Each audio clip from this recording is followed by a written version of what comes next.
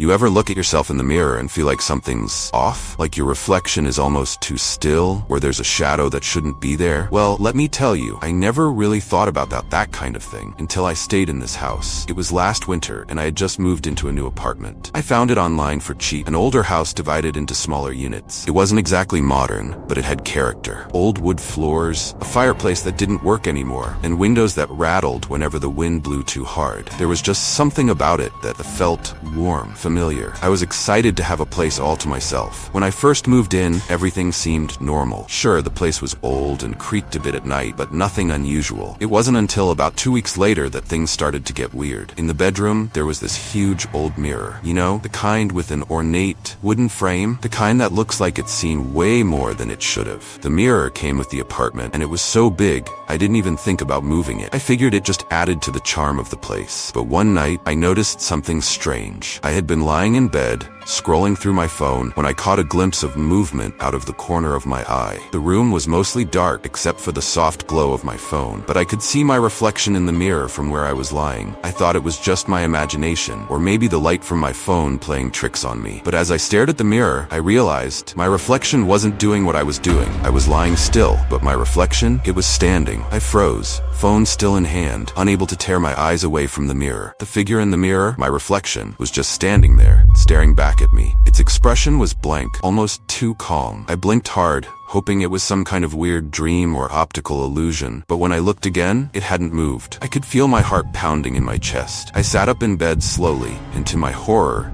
the reflection didn't follow. It just stayed standing there, watching me. I don't know how long I sat there, staring at the mirror, but eventually, I built up enough courage to get up and leave the room. I slept on the couch that night, and the next morning, I convinced myself that I was just tired, that my mind had been playing tricks on me. But deep down, I knew something was wrong with that mirror. The next few days, I tried to avoid looking directly into it. I covered it up with a sheet, told myself I'd get rid of it eventually. But the longer it stayed in the room, the more it started to bother me. I'd catch glimpses of it at night, even with the sheet over it. Sometimes I'd hear soft sounds, like someone whispering, but only when I was near the mirror. A few nights later, the whispering got louder. I was lying in bed when I heard it again. It wasn't just whispers anymore. It was almost like a voice, trying to get my attention. I pulled the blanket over my head, pretending I couldn't hear it, but the whispering got more persistent, louder, almost angry. And then, the sheet covering the mirror, it moved. It just slid off, as if something had pulled it. I didn't want to look, but I couldn't stop myself. I slowly peeked over the blanket and saw the mirror, completely uncovered, and my reflection standing there again. But this time, it wasn't just standing, it was smiling.